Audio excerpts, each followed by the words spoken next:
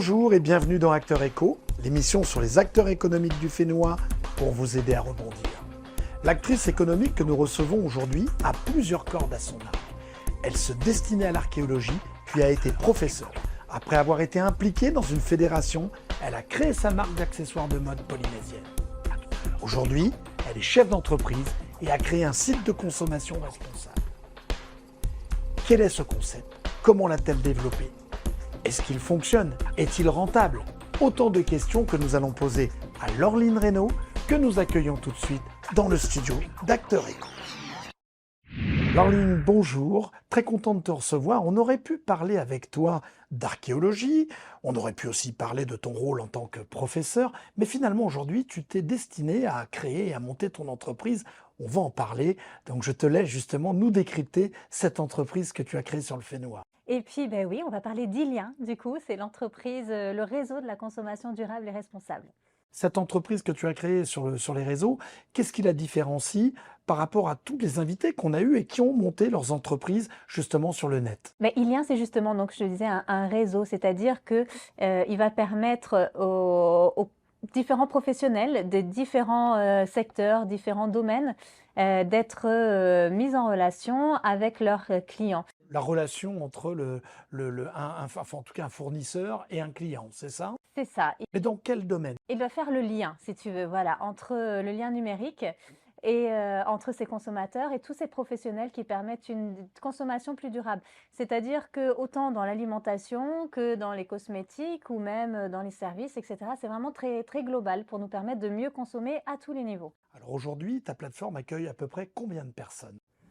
On a près d'une cinquantaine de partenaires pour le moment. D'accord. Et tu cibles plus particulièrement des entreprises ou une clientèle particulière ou c'est vraiment très divers et varié? Le ticket d'entrée, on va dire, c'en est pas un, pas du tout. C'est vraiment un outil qui est mis au service de ces professionnels-là. C'est vraiment l'idée de la durabilité. Est-ce qu'ils proposent des produits ou des services qui vont dans le sens d'un développement durable? C'est ce que nous, on défend. En tout cas, ce sont ces valeurs-là qui vont vraiment définir tous ces partenariats. C'est très tendance. Est-ce que tu as vraiment assez de producteurs finalement pour animer tes réseaux?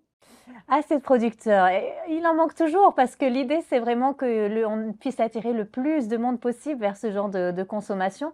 Donc plus on sera et mieux ce sera à tous les niveaux et c'est vrai que notamment pour les fruits et légumes et cetera, on travaille qu'avec du bio par exemple, labellisé, enfin le plus possible. Sinon ce sont des autres domaines, par exemple hors sol. Donc mais sans fixateur, sans intrants chimiques nocifs et cetera, tu vois? Donc il manque du monde, bien sûr. Plus on sera, mieux ce sera, comme je te disais. Alors on va rentrer dans quelque chose un peu plus concret pour le téléspectateur qui nous regarde. C'est quoi? Comment ça marche? Qu'est-ce que c'est? Comment ça fonctionne ta plateforme? Alors, c'est un site de vente en ligne qui fait également office de référencement. C'est-à-dire que le client qui a envie de mieux consommer, eh bien, il peut aller sur le site et puis il peut voir déjà toutes ces personnes qu'on a choisies, qu'on a sélectionnées, avec lesquelles on travaille. Donc déjà, ça, c'est première mission. Et puis en plus, ça lui permet eh bien, de faire ses achats, faire ses courses en ligne. Donc ses courses pour ses besoins de tous les jours, donc pour l'alimentation, etc., mais aussi les cosmétiques, les produits ménagers et tout ça. Mais également des courses ou pour plus occasionnels, des besoins plus occasionnels comme des cadeaux ou des soins qu'on voudrait se faire à soi-même, etc., des choses comme ça. C'est vraiment pour tous, tout le temps. Qui finance et comment ça se passe? Comment le mode de financement, c'est comment? Est-ce que c'est rentable? Tout simplement. Alors, le financement, comment ça fonctionne? Eh bien, du coup, c'est du circuit court. On est en direct producteur. D'accord. Et donc, nous, on a créé cet outil, si tu veux, cette plateforme, et on se charge également de toute la livraison après des produits vendus, etc. Donc, les professionnels mettent leurs produits sur notre site et ils le font comme ils le souhaitent. Donc, ils mettent les produits qu'ils souhaitent, au prix qu'ils souhaitent, dans les quantités qu'ils souhaitent, etc. Donc, des fois, on a aussi des petits problèmes de quantité. S'ils ont des produits qu'ils ont désiré mettre, ils ont eu l'occasion de les mettre à la vente, eh bien, nous, on en aura peut-être un peu moins, etc. Ce qui explique des fois qu'on a des flux un peu tendus. Mais voilà, donc c'est vraiment du direct producteur. Et nous, on est là après pour gérer tout ce qu'il y a, tout ce qui, bah, ce lien, tu vois, faire ce lien-là. Donc avec cet outil, ce lien numérique, et puis après, c'est un lien plus physique avec notre service de livraison qui parcourt tout Haïti. Alors, une question qui m'a été posée par notre réalisateur, quel est le prix du panier moyen? Alors, le panier moyen. Donc, juste, je vais faire une toute petite Bien sûr, parenthèse parce que je sais c'est qu'il y a. ton émission, tu as le droit. J'adore. Juste, voilà, pour préciser, parce que dans la tête des gens, c'est parfois un peu confus. Nous ne proposons pas de panier. Donc, c'est vraiment les gens qui font leurs courses comme ils le souhaitent. Et autant, voilà, vraiment pour se faire plaisir, tu vois, et pour se nourrir, etc., etc. Maintenant, ce qu'on appelle le panier moyen, effectivement, eh bien, à vue de nez, comme ça, je pense qu'il doit être autour de peut-être 5 000 francs, D'accord. Ok, non, quelque mais chose comme ça, voilà. ça donne un petit éclairage. Peut-être nous dire aussi quelles sont les nouveautés ou les innovations que tu veux mettre en place à travers les réseaux, sur Internet, toujours dans le cadre de te démarquer peut-être un petit peu de ce qui se fait déjà. Alors, mais figure-toi que vraiment sur ce qui se fait déjà à Tahiti, et, et même finalement, alors dans le monde, j'ai pas essayé dans toutes les langues sur Internet, etc. Mais on a vraiment un projet qui est un petit peu hors du commun. Alors, il y a déjà des marketplaces, tu vois, qui existent et qui peuvent avoir, qui peuvent vendre des produits bio ou des produits locaux ou des choses comme ça. Mais notre principe à nous, tel qu'on l'a vu, il est vraiment adapté au fait que à Tahiti, si tu veux, au fait qu'on vive sur cette île-là en particulier. C'est-à-dire que nos professionnels, ils sont sur une île qu'on peut parcourir et dont on peut faire le tour en une journée, par exemple. Et ça, c'est quelque chose qui n'existe pas partout. Donc, et qui, voilà, nous a vraiment nous servi pour faire ce lien physique, comme je te disais. Donc, ce qu'on va essayer de mettre en place au fur et à mesure, eh ben, c'est toujours d'étendre ce réseau et de l'étendre justement à des besoins autres que les besoins quotidiens, parce que ben voilà, ça c'est en phase de développement, tu vois, comme je te parlais tout à l'heure des services et des loisirs par exemple, et puis il y a également tout ce qui va être interprofessionnel, puisque on a été contacté du coup pas mal de fois aussi par des professionnels de la restauration par exemple, ou voilà, des professionnels qui ont besoin d'aide pour faire un peu ces liens, pour trouver, pour obtenir les stocks qu'ils cherchent pour se fournir, etc. Alors, je rebondis, tu as parlé d'aide. Est-ce que de ton côté, tu as aussi reçu des aides? Est-ce que tu as eu des financements et on a pu t'accompagner dans la création de ton entreprise?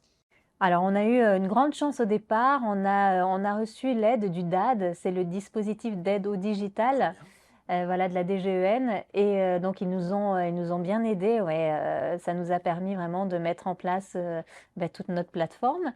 Et on a suivi également les formations de la Startup Cup, ouais, voilà, qui est une petite filiale entre guillemets de Prism. Et voilà, et puis plus récemment, en embauchant Mariva, du coup, on a également reçu une aide, alors qui est liée au fait qu'on a développé un CDI, le premier CDI d'une entreprise. Le gouvernement a mis en place des aides concernant justement les charges patronales. Donc on a cette aide-là qui nous permet vraiment de nous maintenir et d'embaucher Mariva, d'embaucher notre employé. On voulait passer par un CDI parce que justement on est complètement contre avec nos valeurs, tu vois, l'ubérisation, et c'était important pour nous de nous positionner directement là-dessus. Donc voilà, on a été aidés quand même, voilà, en tout cas ces aides ont été vraiment précieuses. Alors, quand on part dans une aventure comme ça, création d'entreprise, tu changes complètement d'univers et de métier.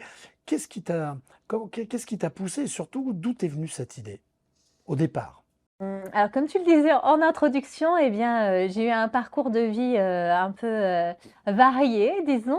Et donc, je suis moi dans l'entrepreneuriat depuis plus de 10 ans maintenant, avec ma première société qui s'appelle Holy Moods, et qui est une marque d'accessoires de mode durable aussi, donc avec des matières éco-responsables, etc., Et etc. tu continues là-dessus aussi, Je hein? continue là-dessus, voilà, je vais pas m'étendre, mais voilà. Et en parallèle, eh bien, il y a eu cet engagement que j'ai eu le besoin de faire, vers lequel j'ai eu besoin d'aller, si tu veux. Parce qu'il faut être inspiré, il faut, c'est quelque chose en toi, il y a un moteur, quelque chose qui existe, qui te pousse à aller toujours un petit peu de... Ça a été fondamental, ouais, bien sûr.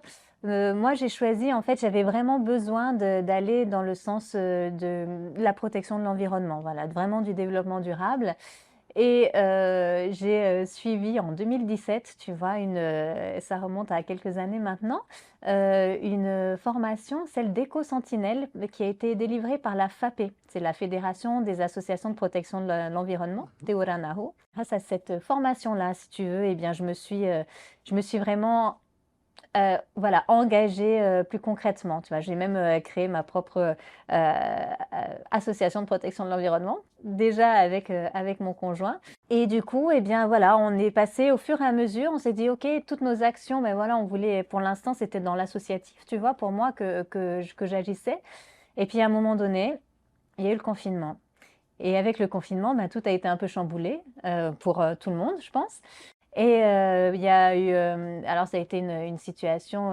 catastrophique, hein, pour beaucoup de gens, que ce soit au niveau professionnel ou privé. Bon après on sait qu'il y a eu les drames, tellement de drames qui se sont passés au deuxième confinement. Moi, c'était au premier du coup que ça s'est passé. Il y a eu le déclic, si tu veux, voilà, le déclic, il fallait faire quelque chose pour que, tout était fermé, on savait plus trop, les magasins et cetera. Moi, l'autonomie alimentaire, c'est quelque chose qui m'était déjà cher depuis, pas mal de temps. Mais pas que, hein, il y a beaucoup d'autres choses, dans ces valeurs-là, dans ces notions-là.